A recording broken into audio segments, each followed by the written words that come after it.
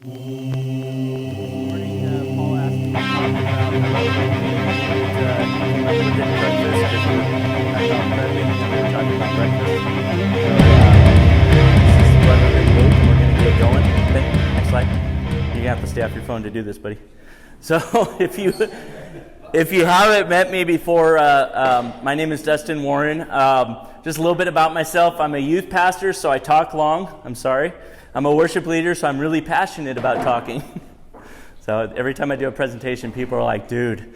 I'm a community service officer for the Shasta County Sheriff's Office. I've been with the department for like 10 years now. Prior to working for the department, I was a search and rescue volunteer. So years ago, I was spending a lot of time in the woods getting lost. If anybody tells you that they've been in the woods and didn't get lost, they're lying.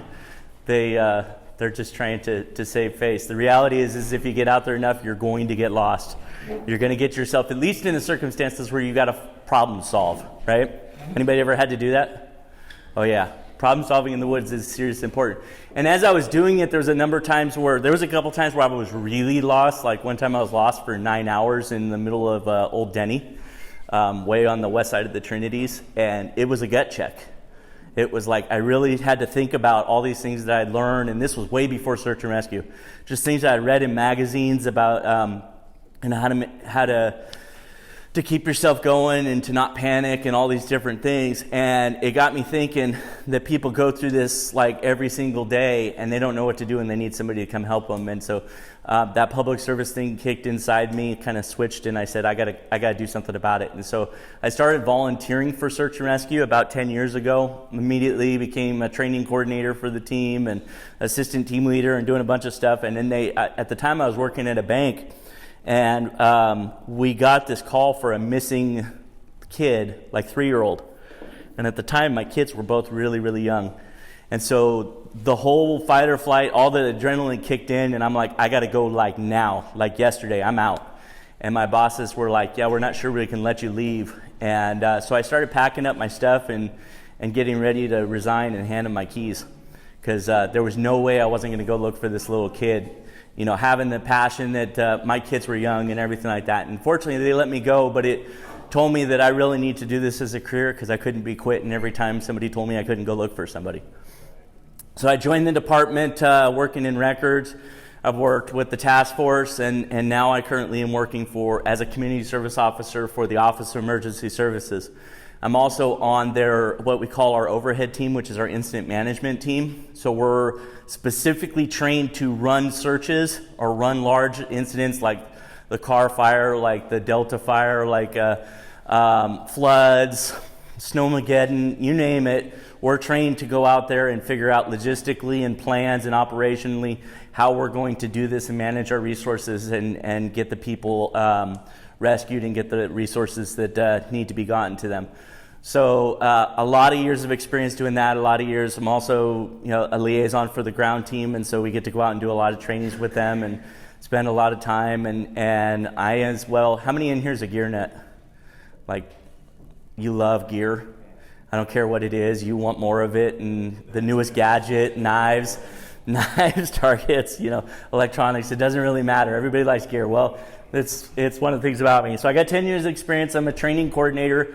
I have, and I'm not lying when I say this, unfortunately, but I've literally worked every disaster in Shasta County for the last 5 years. Part of actually being assigned to the Office of Emergency Services is everybody else gets a choice of showing up, and I get told to show up. So it's for me, it's you will be here at this time, and we need you until you get done. So there are days when it's 19-hour days, trying to make sure that everybody's safe and everybody's through. Go ahead, Ben.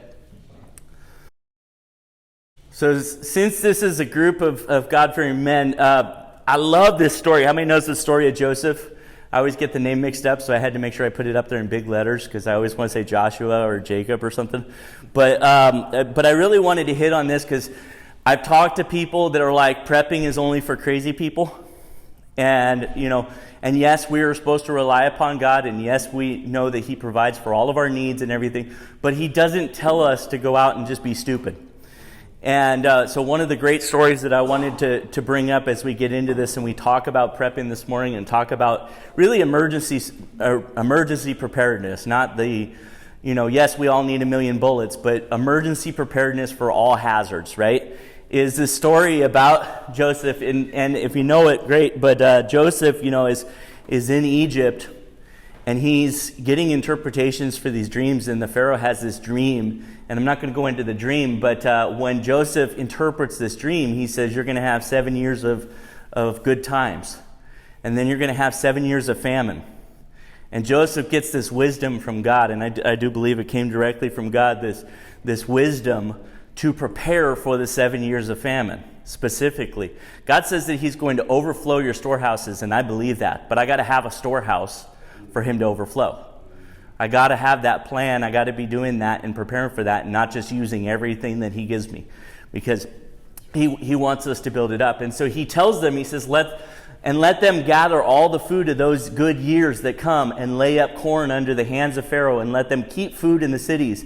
And that food shall be for store to the land against the 7 years of famine, which shall be in the land of Egypt, that the land perish not through the famine. That's just wisdom. That's just wisdom. Let's store up because we know that it rains on the just and the unjust.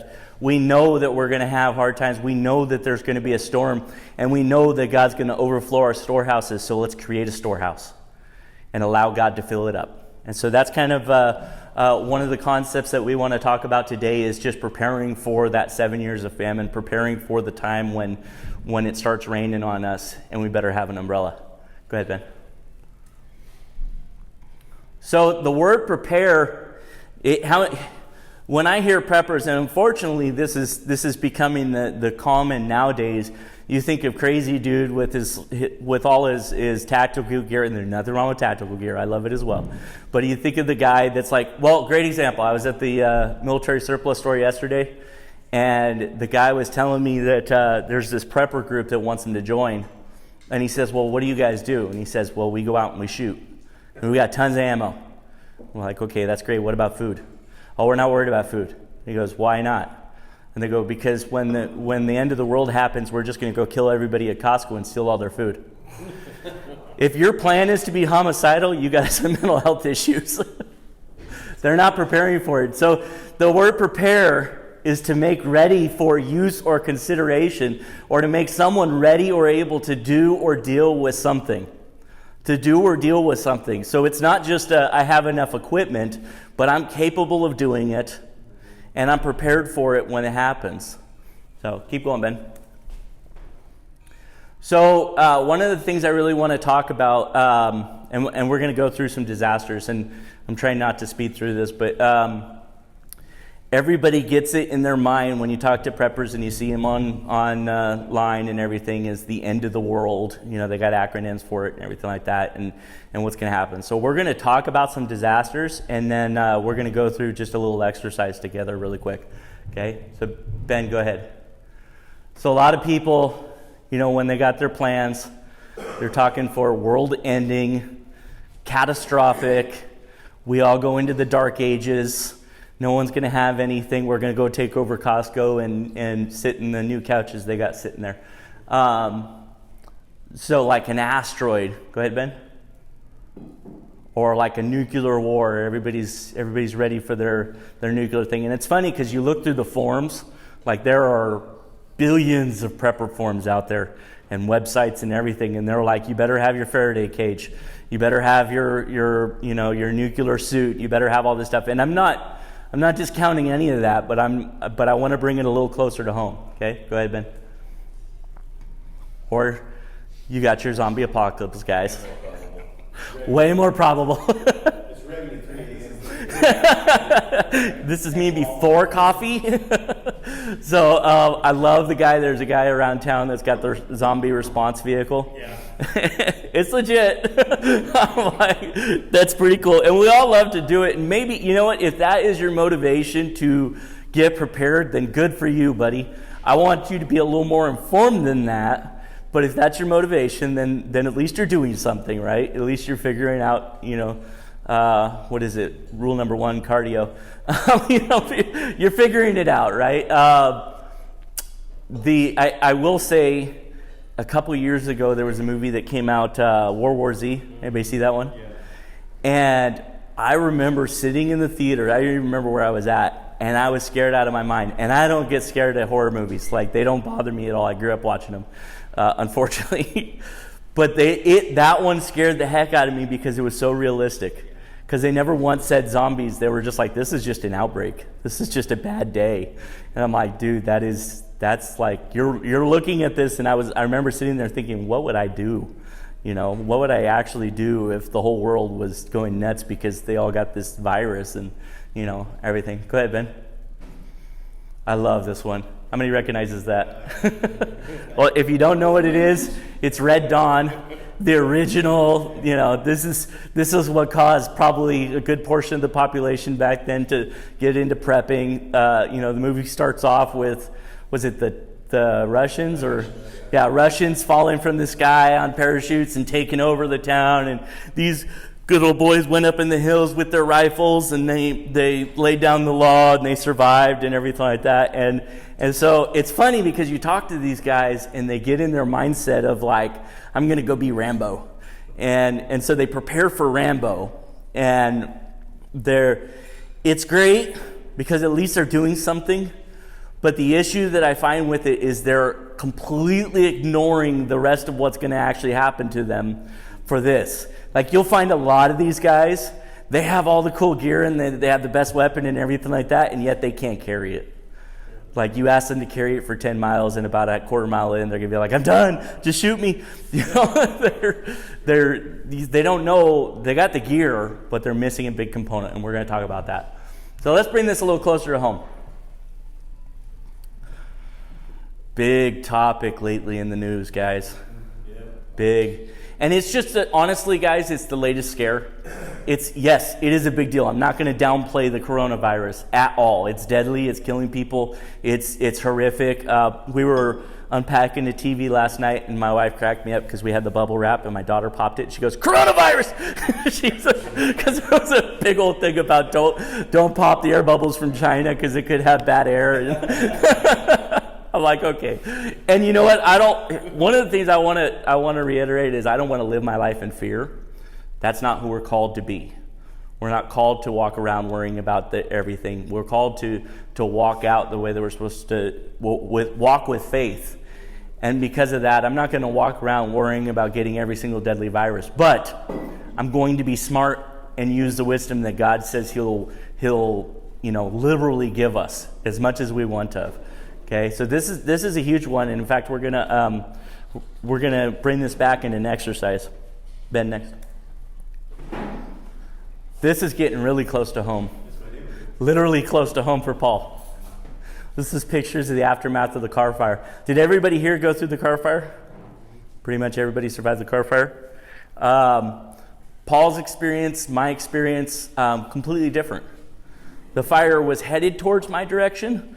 But there had already been huge fires that burned the area, prior to the car fire. And so I stood there, and I did the same thing that Paul did. I went and I stood on the top of the ridge at Clear Creek, and I said, "You're going to stop right now."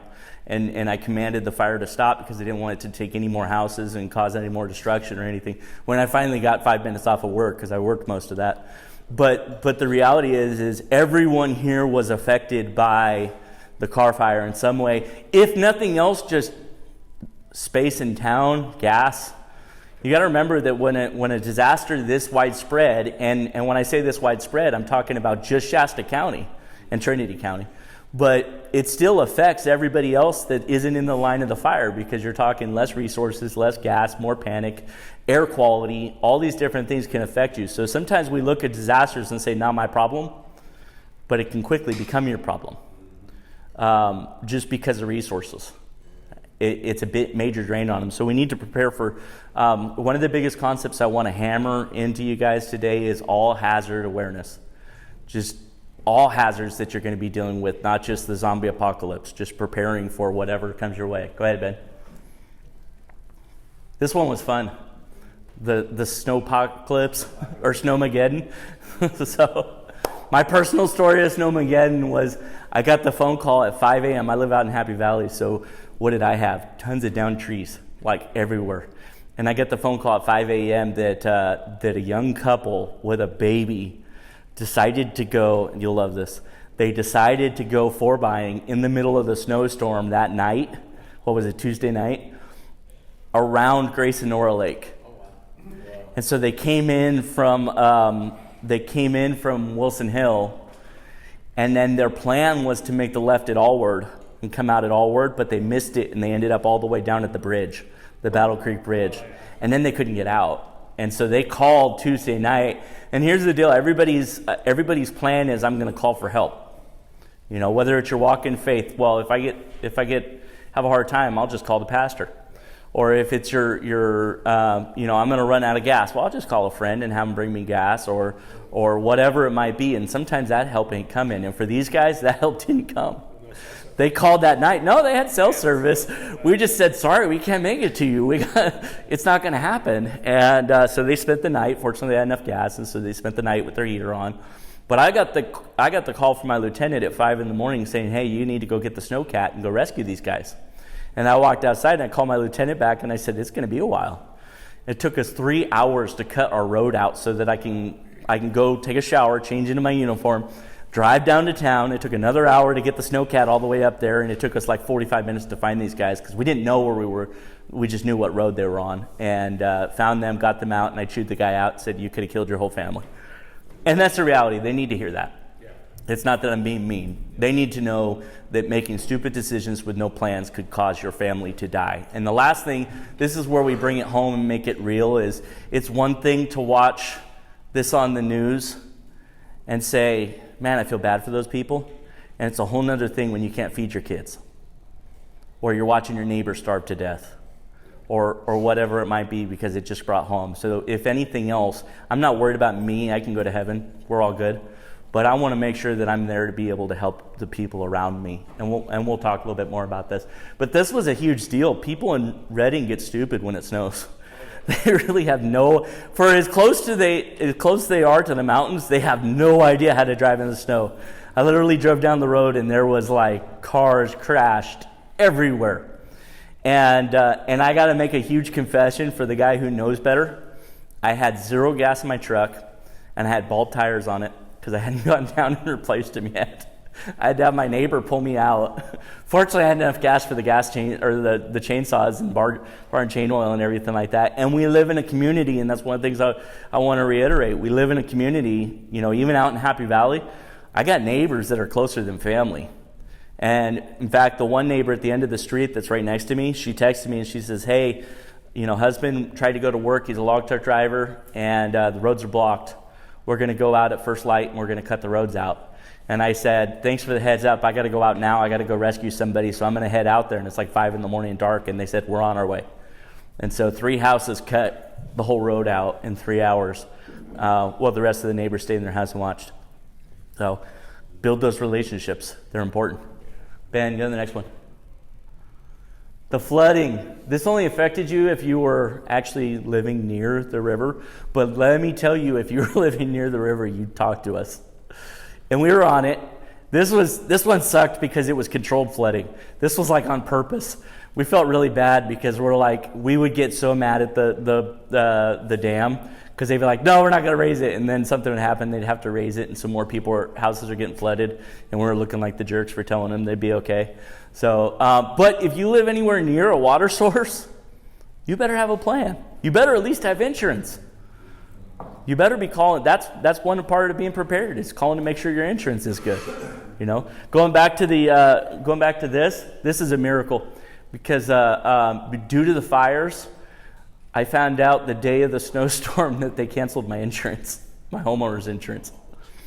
And yeah, literally, they didn't tell me. They were just like, oh, by the way, you don't have any insurance. I found out because my bank got mad at me, and they were like, hey, you need to renew you need to do something about your insurance. We paid for it, the renewal, and they refunded us the money. And the miracle in this, and this is how good God is I had literally large oaks fall all around my house, and not one of them touched my house. I had a glass picnic table thing sitting out in the back, and I had giant limbs stacked all around it, and not one of them touched that. I didn't lose a single, nothing got broken. I lost hundreds of trees, but nothing got broken because God was good. But you better believe after that, I got a hold and found new homeowners insurance. So that's one of the things to think about in your plans. Homeowners insurance, renters insurance if you're renting. People don't think about renters insurance until all of a sudden the house burns down and they're like, well, what about my stuff? Well, that wasn't covered. I don't care if the homeowner had homeowners insurance. Your stuff in it, you're a renter. You need renters insurance. And if you get evacuated, your renters will cover evacuation costs. There you go.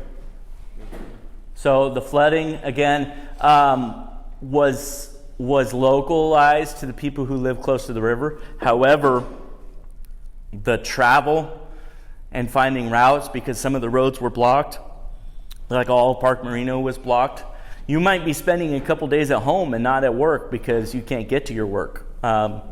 This was really entertaining, but we had to have inmates go down and sandbag the whole sheriff's office because it was flooded up to the doors. So they were like, the sheriff's office had to be taken care of because we were about to have flood damage.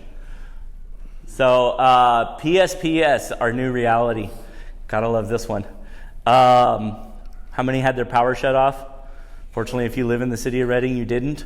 But if you don't live in the city of Redding, this is a very real reality for you. You have to deal with this, multiple times last year.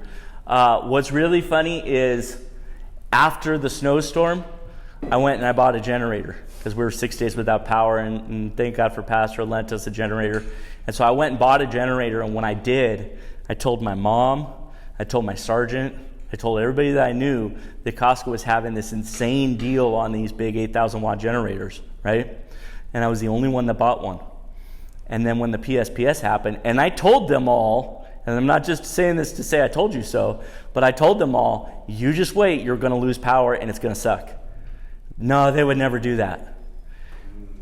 And then when the PSPS happened and they started shutting everybody's power off, I walked out and I fired up the generator. I plugged in my router, and we had internet. We were watching Netflix. We were good to go. We didn't care. And everybody else was complaining about losing the food and the fridge and all this different stuff because they said that would never happen. And it did, because it rains on the just and the unjust alike. So one of the things that really bugs me about the prepping, and like I said, the whole zombie apocalypse and all these different things, is they're preparing for the whole world gets horrible. And the reality that we need to face is that we go through disasters on a daily basis.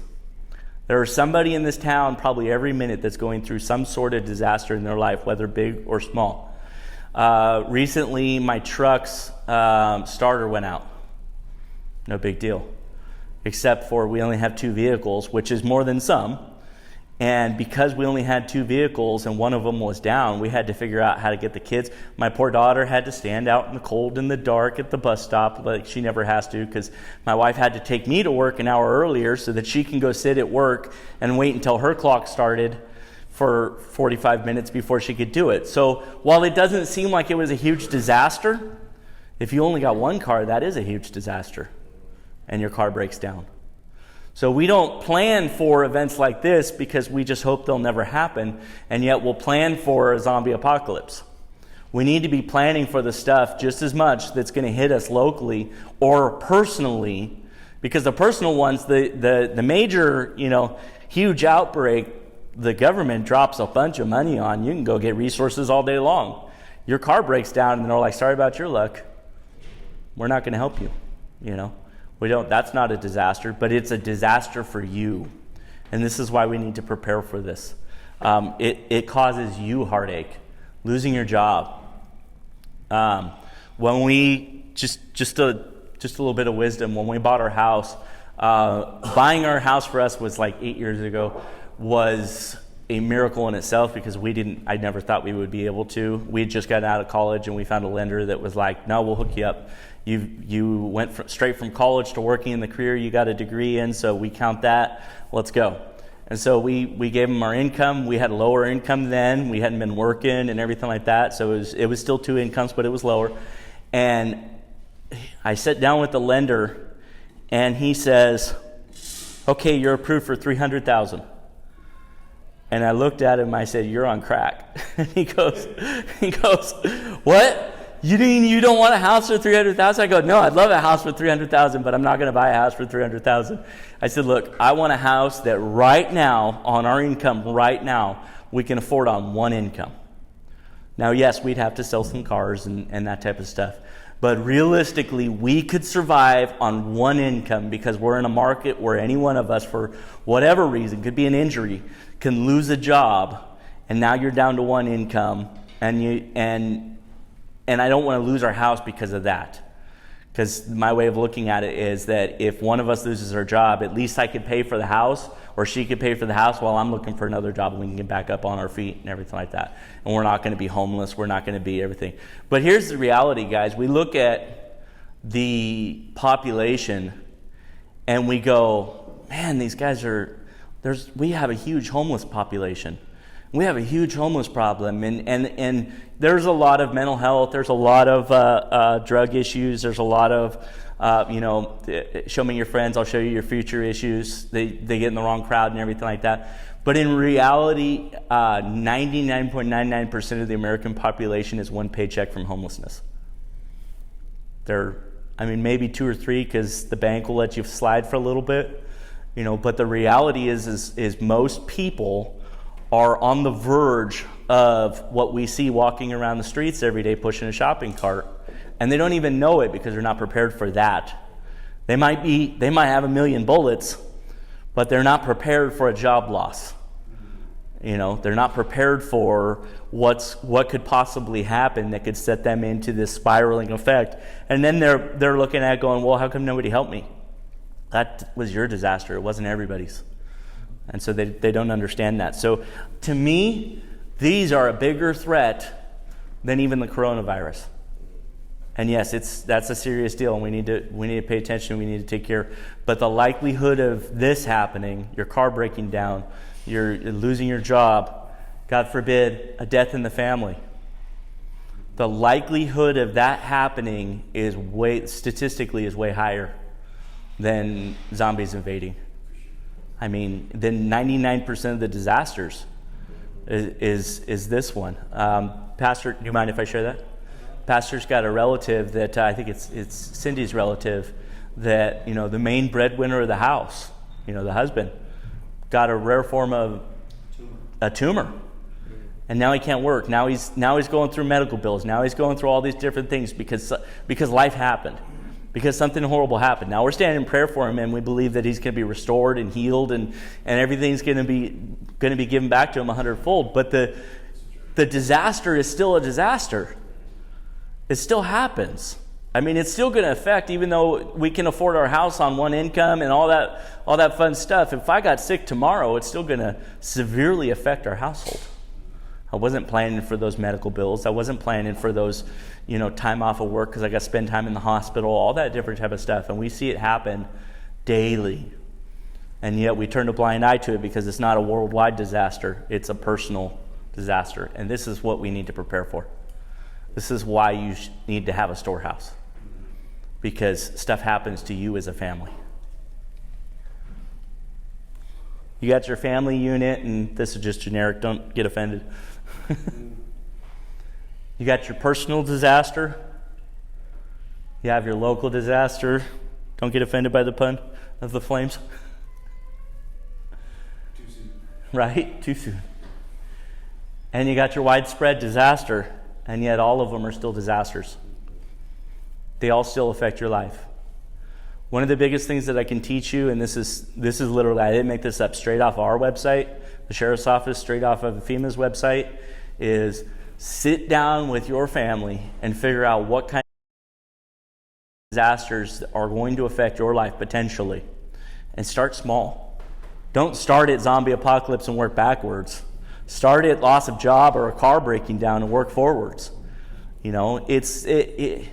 I preach it. I'm going to be honest. I'm sometimes the worst at it. But do you have a mechanic fund?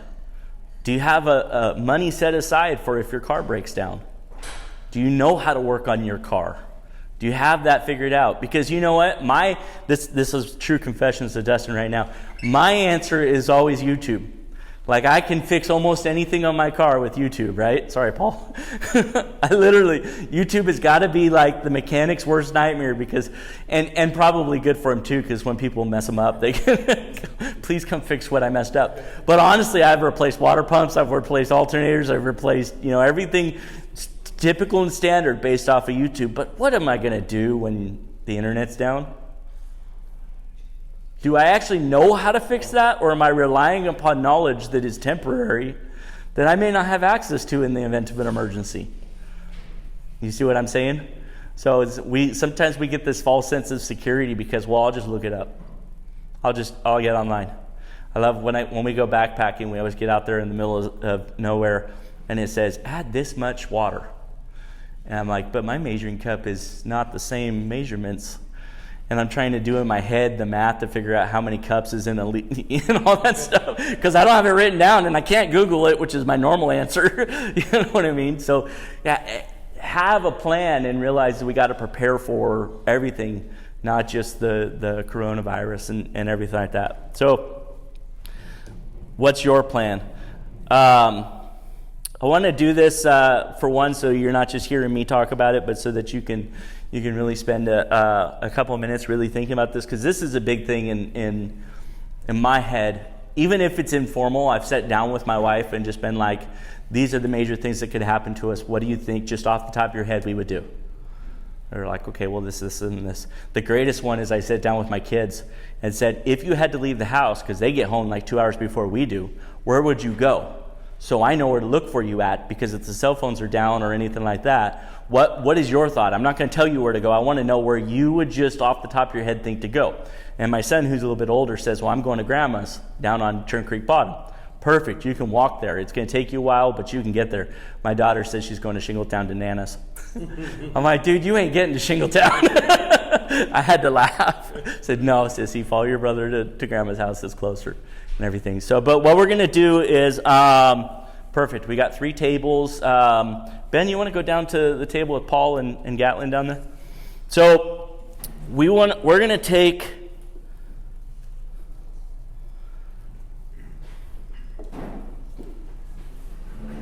with our 3 types of disasters, and this isn't all inclusive. This is just as I was sitting there coming up with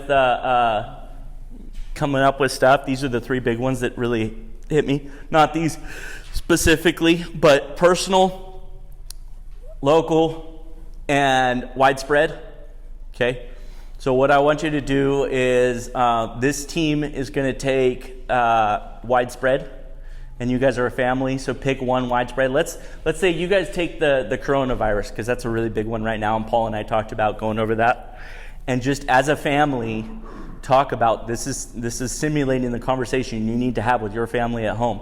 As a family, be like, what are the risks? What are the ways that we can mitigate those risks?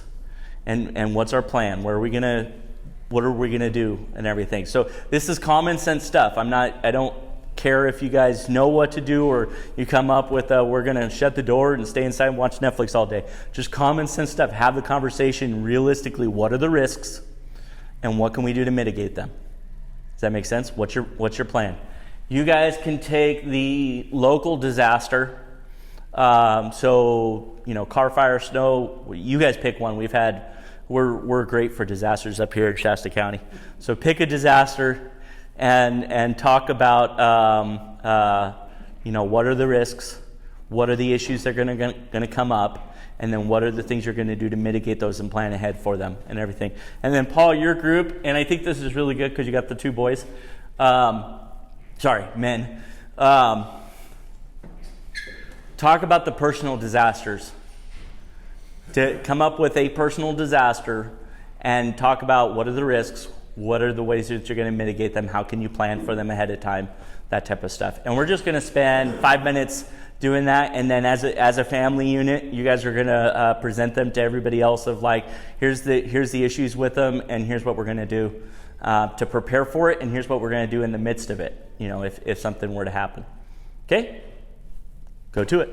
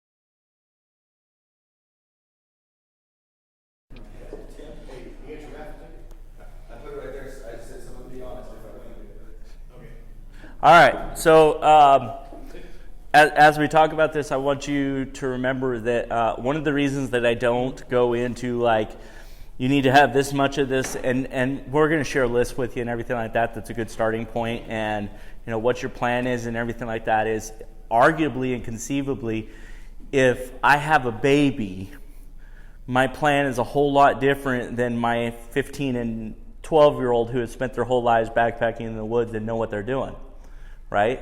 If I got grandma with me in a wheelchair, my plans can be way different than even if I have a baby, right? Because a baby I can pick up and carry, but grandma got to come up with transport. So your plan, there's no one-size-fits-all plan. I don't need to buy baby food and make sure that I pack baby food. But if you got a little kid, maybe you do. I don't care about diapers. Ben stopped that a long time ago. Thanks, Ben. Good job, buddy. But so your plan for your disaster and what it is personal. It's individual, and it depends on what you rely upon. I mean, if it's as different as if I got an Android, I got to bring one type of charger, and if I got an iPhone, I got to bring a different type of charger. It really depends on your vehicle, your family, your what's going on in your life, what you're capable of, your skills, your knowledge and ability. I'm not a surgeon, so I'm not going to bring surgical knives. I mean, what am I going to do with them? I can pretend, but I don't have that training and everything like that. So, but maybe I'll get them because maybe I'll have them at the house because maybe I'll find a doctor that needs a place to stay. So your plan's going to vary depending on you and your circumstances. So let's talk about your guys' plan. We're going to start with personal, and then go local, and then go widespread. So personal, what's your guys' plan? What's the hazards, and then The hazard was that you and Tim were in a terrible car wreck. You both died. ouch. But the services were very nice. Oh, A lot of people showed up. Anyway. no one. Wait, my wife said she's going to raise me from the dead. So The primary breadwinner disappeared. right. Through no fault of their own, they were just gone. So Ben's plan is find a new dad. Nice, Ben. Then they came up with find help. You might need some help. Yep. And then they kind of got the feel of it and said, well, we might have to get jobs, Yep. or extra jobs. Yep. Help mom, rest of the family make ends meet, and then they came up with, well, what can we do now to prepare and save some money? Yep. Budget for the savings. Make Yep. a plan, stick some aside, and then fill the pantry. Learn how to can, do your own canning, fill your pantry yourself. Yeah. That's what we came up with so far. Nice. I love I'm glad you brought up the canning thing. Not that I'm a big canner.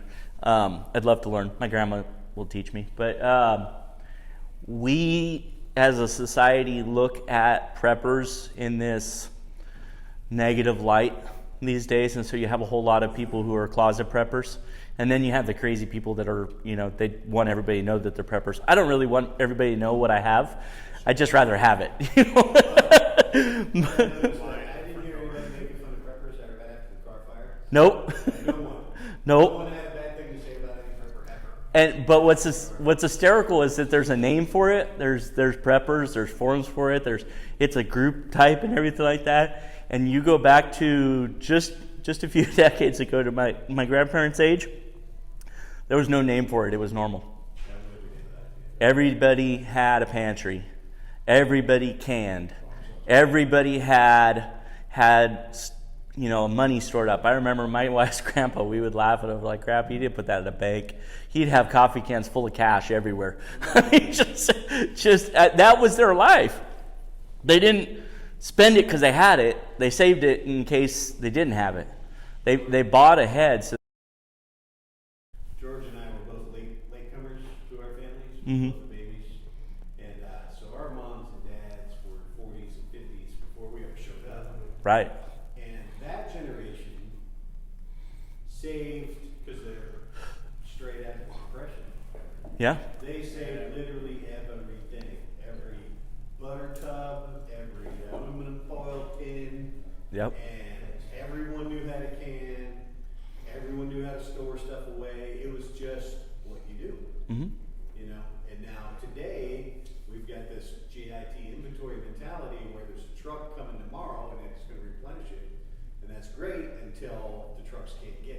Yeah. And then everything goes terribly wrong, terribly fast. Yeah. Yeah. Do you realize that there are, aside from all the little roads and everything like that, there are basically 4 main ways to get into Reading? And the north has a major bridge. The west either gets snowed out or the rocks fall once a year. The east gets snowed out quite considerably, and the south has a major bridge. Quickly we can become cut off. Very, very, people, it cracked me up. They went to drive, I think it was Thanksgiving weekend, they went to drive north and got stuck in the snow for like 2 days, and were like, they couldn't figure out why. It's like, well, duh. There's a major snowstorm. You got stuck in the snow. They don't want you to die. So, but they weren't prepared for it. They didn't have anything in their cars. They weren't planning for it or anything like that. So, good job, local group. All right. Or you guys are local. That was personal. Local. What's your guys' disaster? I think we started flooding pretty much because something that happens more predominantly than just about anything else up here. Bug out bags, Bob. Mm-hmm. Always have Bob in your car, Bob's your uncle, Bob's your brother, Bob's your sister. Knowing exactly where you're going to meet up at, Right. making that plan. I brought up, don't just worry about getting yourself out. Like when the fires happen, I know I talked to you guys about this. I Yep. stayed behind to make sure that all the old people who didn't have anybody coming to get them Yep. had somebody at least there to try to get them out. Yep. Like, hey, you guys, there's somebody here we need to get out to. Yep. System, yeah. Most people, everybody just instantly, everything goes out the door. You're not thinking about your neighbor. Yeah. You might not see them. They might be old. They might be veteran. Yeah. You might see their nurse. Yeah. The nurse isn't there. There's somebody in there. So what could you do now? What can you do now? For them, No, to prepare for your disaster. obviously keeping your focus spot. Bug out bag, Constantly discussing with your family right? where you're going to be, what the expectation is. Yeah. Learn to swim. We have to go to a hotel, so we need to call somebody out of town that we need to go to. Right. Keeping communication with your people around you, Yeah. so that you all can take care of each other. Yeah. It's one, if you get hurt, they know you, Right. and vice versa. Or if they're gone and somebody else is not supposed to be there because you know who's supposed to be there, you Right. can assist in that as well. So we had a lot of looting. Yeah. When disasters hit, looting hits too. Yeah. And, we were talking about how to help prevent that, not only from our own homes, but from others as well. Yeah. Yeah. So you guys hit on a couple key points that I want to bring up. The biggest difference between a local disaster and a widespread disaster is the local is a disaster to a lot of people. It's a disaster to Shasta County, but you get outside of Shasta County and you're fine. So like Car Fire, big disaster, huge. I mean, national news, everything like that. We have fire tornadoes. It's horrible. Houses are burning down everywhere and blah, blah, blah. But you drive to Sac and you probably wouldn't have a problem getting a hotel room. You try to get a hotel room in Shasta during that, and between firefighters and everybody else that's displaced, you're going to have a difficult time. So if your plan and your thing is, well, we're just going to go rent a hotel, good luck. I hope you got gas and money for the gas so that you could drive far enough away that you can find a hotel that you do it. You might be able to find one if you're blessed and fortunate enough to find one and everything. But have a plan that's contingent and going, okay, what am I going to do if I can't go here? What am I going to do if I can't do this? What am I going to, backup strategies and everything like that. The other thing that you hit on that I really want, that's really important, the Bible tells us to love our neighbors. Most people don't even know their neighbors. I know them by face,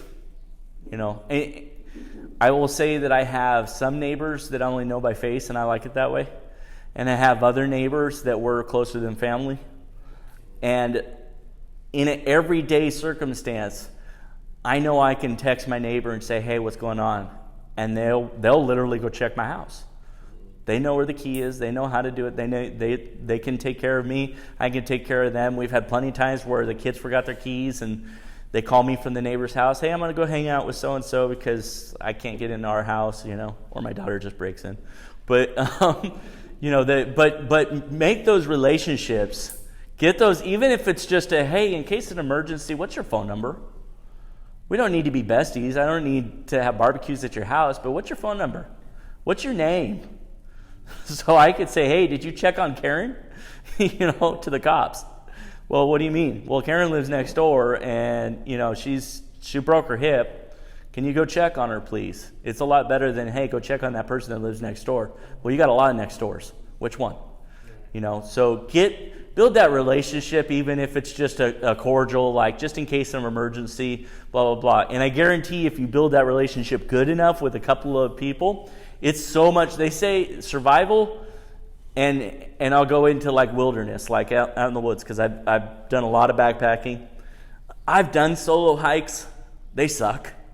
It's okay. It's cool. You get out there and you feel like you're all bad because you're out there by yourself and everything. In about 20 minutes, you're talking to yourself. And then you're like, I'm ready to go home now.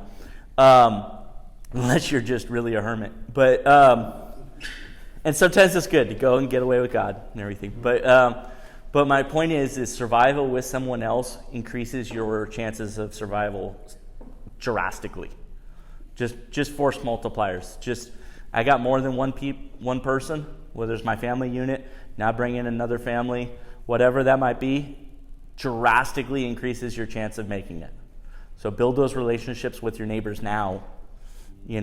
Choose the ones you like. And I know in the event of emergency, my neighbor and we're a force to be reckoned with between the two households. We're going to make it. I mean, if the zombies are coming, he's going to take and dig a giant trench across it, and we're going to be great. It's no big deal. So because I don't have to have everything now, I can work with him. So, all right, national disaster, widespread. All of a sudden becomes local. Absolutely. All of a sudden becomes personal. Absolutely. So prepared, aware. Yeah. Be aware of what's going on. Mm-hmm. Coronavirus, we all know that's happening. Yep. What can we do now to protect ourselves, our families, Yep. those around us, our neighbors that we don't know? Yeah. Yeah. How it's spread. How it's spread. Yeah. What can we do to Less contact, the better. Yeah. against that? What do we need on hand if it does happen? So what kind of stuff do you think you need on hand? Well, my 45 in case I get it. Well, talking about, IVs, like saline solution to keep yourself Okay. hydrated. Okay. Water that, because the hospitals are gonna be full. Absolutely. So, learn how to medicate yourself, and your family, make Yeah. sure that you know some basic, medical skills. So let me and I apologize if this seemed rushed. I'm putting an 8-hour course into an hour, so we're doing really, really good. But let me bring this forth. My grandpa was 80-something years old. He fell and he smashed the back of his head open, and a big old gouge and everything. So I took him to the hospital, and we're sitting in Mercy's waiting room, and I'm watching all these people coughing around him, and this thought hit me that I'm going to kill him in the emergency room quicker than this head wound's going to do any damage. And so I'm not suggesting that I went home and did surgery myself or stapled his head back up, but I started coming up with a different plan than sitting here for a couple hours with a bunch of sick people in the emergency room waiting to catch some sort of disease or whatever it was. And so what we ended up doing is I called and found out that the other hospital didn't have anybody in the waiting room, and we ended up getting front row. They just took us right in, and I knew a guy there, and so we went straight to the back, and so we were blessed from that. He didn't catch anything, and he got his head stapled back together. But my point is widespread disease, you going to want to go to the hospital for a common cold? So we talked about it's going to be ground zero. You going to want to go to the hospital for a cut? I got cut once in Wairika, and they wanted to take me in to get stitches. I'm like, they'll amputate. I'm doing it myself. So we bandaged it. We were okay. But realistically, and we're going to move into this, and I'm going to try to move this along, but realistically, you need to have a different plan than I'm going to rely upon someone else to take care of me. And one of the best ways to avoid that is to avoid, and I'm not advocating taking it into your own hands, and I'm just never going to go to the hospital. There are times when you need to, but mitigate as much as you can on your own. so that you don't have to put yourself at risk of that. Now's not the time, honestly, unless I absolutely have to. I don't really want to go to the hospital right now. I really don't, because everything that's going on. I mean, even then, even if you did go, you're going to be low on the priority list if there's a national. You got the common cold and That kind of disaster, unless you're dying, they're not caring. yeah. There's so many other priorities. Yeah, absolutely. So I will put a plug in for N95 masks. They're super cheap. Everybody should have some, if nothing else, because the air quality in our annual fire season is horrible. And so the people walking around with masks on aren't crazy. They're intelligent. They're not getting cancer and all sorts of issues from the smoke and everything like that. Trust me, I'm the dumb one that stands next to it in the middle of the fire, without the mask on. Speaking of super cheap, it's well worth the money to take a CPR and first aid. Hey, you're beating me to it. All right, we're going to try to go through the rest of this. I want to introduce a concept really quickly, and then I want you to think about this concept as we talk about the rest of what we're going to do before we close on this. It's me, we, and them. So in a survival circumstances, when I took this class recently, they had the example was a tornado came through, the house was destroyed and everything like that. First thing you need to do, and as men, we all want to be the hero, and we're all concerned about everybody else, and so we want to immediately jump into action, but you need to check on you. I don't mean sit down and have a pity party. I mean, do I have anything broken? Am I okay? Am I bleeding out internally? All these different things. And the reason that's important is because I'm no good to my family if I'm not okay. I need to make sure that I'm okay. And it could be a really quick thing. It could be my leg's broken, but I'll be okay. I'm going to splint it up and keep moving or whatever it might be, but at least take that moment to assess yourself and then check the family. And then once your we is okay. Now the we I'm not necessarily saying is your wife, your kids, so on and so forth. I'm saying if I'm at my office and all of a sudden there's an earthquake and the building falls down, I'm going to say, am I okay? Okay. Is the two other people in the office with me okay? Okay, cool. I'm out. I'm glad you guys are okay. I got to go check on my family now. So, because these people might die. And I want to make sure that they're okay. And I'm going to trust God that my family's going to be okay as well, because I know they'll be protected. But so that we isn't necessarily defined. It's situational. Okay? And then the them becomes now that I've made the decision that me and we are okay, now I'm going to go check on them. I'm going to go check on the neighbors. I'm going to go check on the, my relatives. I'm going to go check on my coworkers. I'm going to go whatever it is, okay? And we see this on a smaller level, like the Snowmageddon. I checked on me. Yep, we're okay, cool. Checked on the family. Yep, they're okay. Bam, now I'm going to run around and check on everybody else and doing all that type of stuff, okay? Additionally, on top of the me, we, them concept of making sure I'm okay, is I want you to incorporate me, we, them into your plans. So when I say that, it's incrementally. We're going to give you lists that Paul printed out that are like, this is what you should have in your emergency kit, there's websites that tell you what you should have in your vehicle kit, all these different types of things. The first thing you should do is go, I need supplies for me. You may jump to me, we right off the bat. I want to make sure that my family's okay. That's fine. Okay? But if you and your family aren't okay, then you got issues. Then you should start moving towards the we. We're all Christians. We should be thinking about, I want to be prepared, not just so I can survive, because I'm good with going to heaven. I'm good with just checking out, right?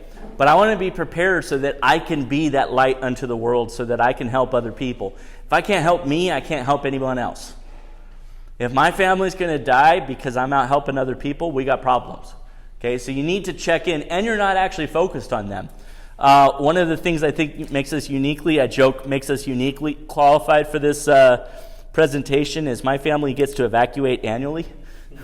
We're on the annual evacuation plan. We live out in Happy Valley, so annually there's a fire around us. A couple years ago, I got home from working all day and was sitting on the couch. My wife wakes me up, honey, there's a fire. And I walk out front, it's like, yeah, it's a mile away. Neighbors call, hey, there's a fire. Yeah, it's over on Canyon. And they go, no, behind us. And I walked around, there's one behind us. And so in the process of evacuating, I was changing back into my uniform. As soon as we got the stuff in the thing, I got the phone call to go to work. And I said, babe, leave. And she left. I went to work. We saved the town, end of story. But But I made sure me and we were okay, and then I went to make sure that they were okay. So plan ahead for me, we, them. It's only right. I don't want to watch my neighbors die. And there's a concept that is you become the have in a world of have-nots. You got power because you bought a generator, you were smart. You got food, you got water, and your neighbors are all starving in the dark ages. I want to be able to help them. That's my goal, is to get enough prepared that I can help them. So, what does survival look like? Everybody's got a different mindset of survival. There's this is from an old movie that is Denzel Washington. And so there's surviving or there's thriving.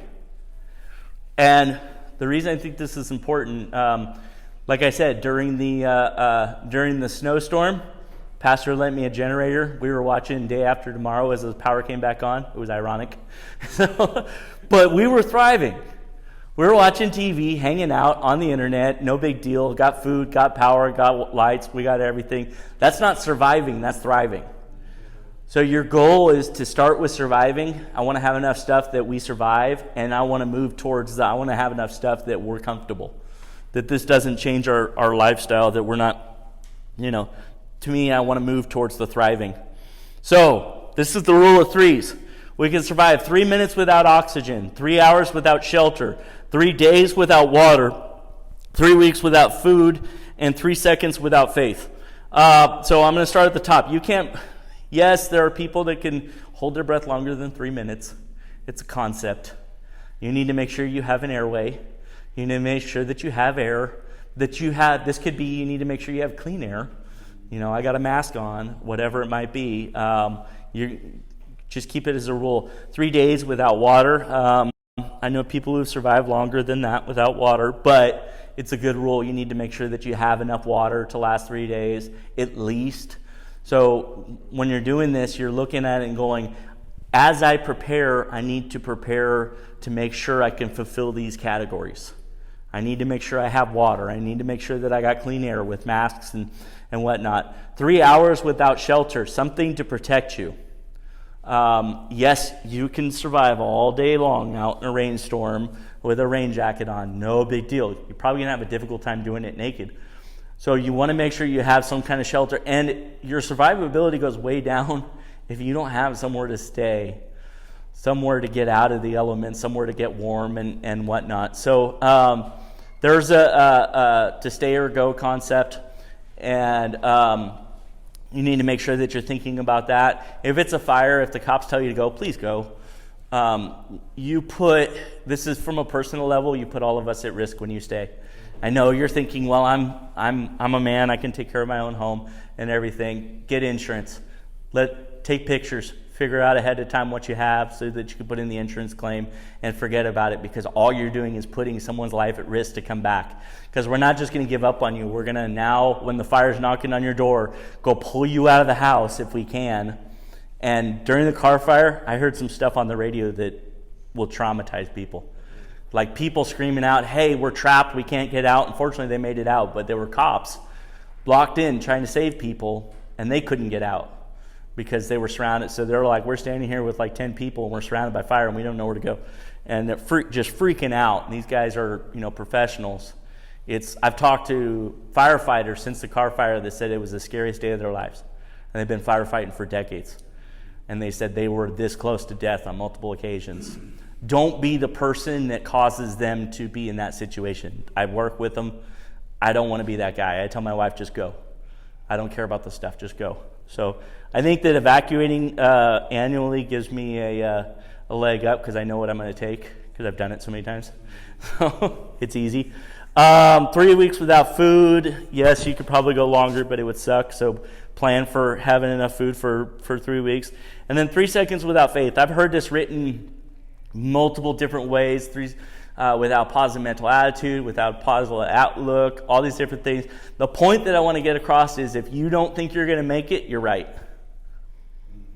If you think you're going to die, you're probably right. If you think all hope is lost, you're right. You need to have that faith, that mental fortitude that says we're going to make it. And because we're going to make it, we're going to improvise. We're going to do whatever we got to do to make sure that we make it, because my God didn't put me here to just perish in this. He put me here to thrive and to be a light and to be able to help other people. Otherwise, I'd have been gone by now. So have that. That's more important than food, water, and everything like that. Have that mental fortitude that says, I am not giving up. I'm going to make it through this. This one I came up with all on my own, the 3 E's. And I think it's really, really important. Everybody wants to buy the bullets, Band-Aids, bread, all the food, beets, whatever it might be. They want to buy all the supplies and everything like that. I spend a little more time on experience and training. I said E because it made more sense with the 3 E's, but training, experience, all that different type of stuff. You talked about first aid. I don't want to be the guy that's got to go to the hospital for a cut. I want to know how to fix it myself. I don't want to watch my family bleed out to death because I don't know what to do, or die from a choking hazard because I didn't know how to give them CPR or the Heimlich maneuver or anything like that. So spend your time learning to work on your car. Spend your time learning to use whatever it is. My great story for this, and I'm kind of scared and proud for it, is I told you guys we bought a generator. It works on propane and gas. It's beautiful. I love it. So during the last PSPS, my daughter calls me from the house, from Alexa. We have a little Alexa unit. She calls me after she gets home. And I go, hey, the power went on. And she's 12. She goes, kinda? I go, what do you mean, kinda? She starts giggling. She got home, she went out, she pulled the generator out, she grabbed the propane tank off the barbecue, connected it to the generator, fired the generator up, plugged the router and the TV and everything into the generator so that she could have internet and use the phone. And I'm like, I don't know whether to be scared or proud, babe. And I checked it, she did everything right. I go, how'd you do that? Well, I read the instructions. Well, the point is the generator's not going to do you any good if you don't know how to use it. Wi-Fi is a powerful motivator. Yes, it is. All the equipment in the world isn't going to do you a darn bit of good if you don't know how to use it. You could buy the latest, coolest gadget, and it's like, oh, this is really, I bought a ferro rod. Do you know how to use it? Can you start a fire with a ferro rod? Because it's not magic. It's not like spark, flame. You gotta know what you're doing. How are we doing on time? 5 minutes. Whew. All right. Equipment. The reason I put this in a triangle is you need to balance this out. You need to have the experience, you need to have the equipment, and you need to have the expendables, the bread, the bullets, the things. I put that on the least because if I don't have a gun, I don't need bullets. If I don't have some way to cook, then food, you can buy food that you don't need to cook, but it becomes a whole lot less fun, right? If I don't know how to do first aid, then having surgical needles with surgical thread is useless for me. I'm not going to be able to help them.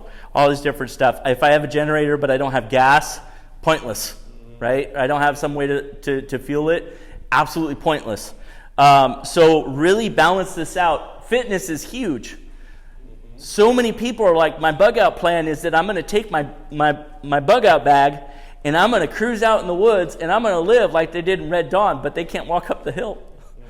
They've never carried their pack very far. So these are things we can be working on now, and most of this is free. Go for a hike.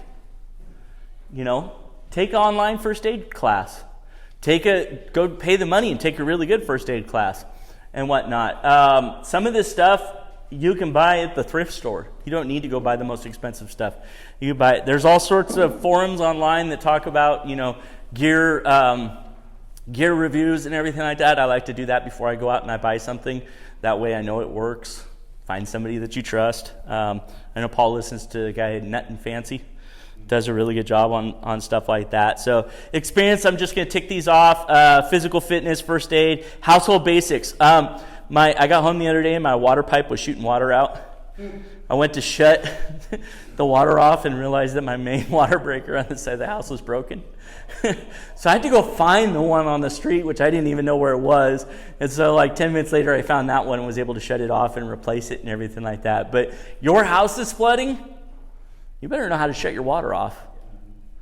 Your gas is leaking into your house from your stove because your stove broke, I want to know where my main shutoff valve is for my thing. Go home and check this today. Figure out where your water shutoff is. Even if you live in an apartment, figure out where it is. Figure out where your gas shutoff is. Figure out where your electrical shutoff is in case you got electrical fire or for some reason you got to shut these things off. Figure out how to do it. Don't wire, note for caution, don't wire a generator into your house unless you do it professionally. You'll kill people. It's bad. Sewer if you have it. Yeah, sooner if you have it. Vehicle maintenance and repairs. Figure out how to do it on your own. Find a good mechanic. Let them do it professionally, but the small stuff, the little stuff, know how to do maintenance on your own so that you're not letting it go bad. Equipment maintenance. The generator doesn't do any good if the fuel line's clogged up and the carburetor's shot. So maintain your stuff. Know how to do it. Equipment, other equipment, a lot of the stuff, camp stoves and everything. Survival skills, cooking skills. It sucks when you can only eat mac and cheese, but your microwave's shot. Sewing. You're not going to be able to go buy clothes. Figure out how to repair them. Defensive driving. Everybody gives me a hard time about my driving, but I've been through the courses. I haven't crashed. Hunting, fishing, navigation. Communications. I don't have time to get into communications, but find another way to talk to your family. Don't rely upon cell phone networks because they ain't going to work. So radios, all sorts of different stuff. Equipments, lanterns, flashlights, some sort of light source that really sucks when you're in the dark. Shelter material. Figure out how to make a shelter in case you do have to leave your house. Power sources, generators, solar, water containers. Water's not pure on its own. You need to clean it. Some kind of weapon for defense, for hunting, whatnot. Sleeping bags, clothing, cooking equipment. And then finally, expendables. These lists are exhaustive. You can go on and on and on. Bullets, Band-Aids, water, masks, candles, batteries, etc. We handed out lists and everything like that. So ready.gov. I'm not going to read off all of these, but this is the basic disaster supplies kit, which I believe is what you have in front of you. This is the additional emergency supplies. I do want to bring up prescription medications if you're on any kind of prescriptions, and this is also on your list, but just to highlight, if you're on any kind of prescriptions, you better have extras because getting to a pharmacy might suck. Glasses, if you have babies. Pets, no one thinks about their pets, but we're not going to realistically leave them, so make sure you have a plan for them. Cash and coins or whatever it might be, you decide, but I'm going to tell you when you're on vacation and the ATM stops working, you want to be able to get home. Important family documents, these are really hard to replace after they burn down, so make sure you pack them with you. In a plastic bag. It's not on this list, but I like to, one of the things we always grab when we evacuate is pictures because I don't want to lose them. So if I think about that ahead of time, I know where they're at and I know how to get them. Maybe I make a digital scan of them so that I could reprint them in the future or whatnot. But it's really heartbreaking when you see people lose their... I've walked into people's houses that have burned down with them, and they're more upset about the heirlooms and the pictures that they lost than they are about the whatever gadget is that they got to go replace.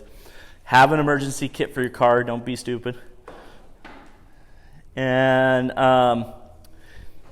this is my tattletale on myself during the Snowmageddon. Empty gas tank, bad tires, had to drive through flooded areas. Water is receded. There was power lines down everywhere. There was stuff blowing up because of stuff falling on it, and the roadway was bad. So I pretty much hit everyone on that do not list during Snowmageddon alone. I bought new tires and I try to keep my gas tank full. Get in the habit of doing it. There's all sorts of resources. Ready.gov is an awesome resource. The Red Cross has a whole how to prepare for emergencies thing that talks about different emergencies. There's a group in town called the VOADS, which is the Volunteer Organization Assisting Disasters, and they have all sorts of information. Our website I was actually really impressed with. I hadn't looked at it before, and it goes through a lot of stuff we've talked about. Like sit down with your family, have a conversation about what could affect us and how we're going to mitigate it. All that's on there. It's awesome. There's a billion forums, blogs, websites, YouTube channels. I listened to, for the longest time, and I still do every once in a while, a guy that does the survival podcast that he goes into homesteading, and he's not so much a prepper guy as a prepared lifestyle, like be self-reliant, be the ant. And in fact, that's his logo. It's really good. This company is local, A+ Safety. This is who most of us have taken our first aid CPR classes through, and they have all sorts of, I think they do defensive driving too, but they have all sorts of classes. I recommend going and taking one. Yes, you can look it up on YouTube, but it helps to do it. And then this is the car portion that we got covered. So, questions, comments,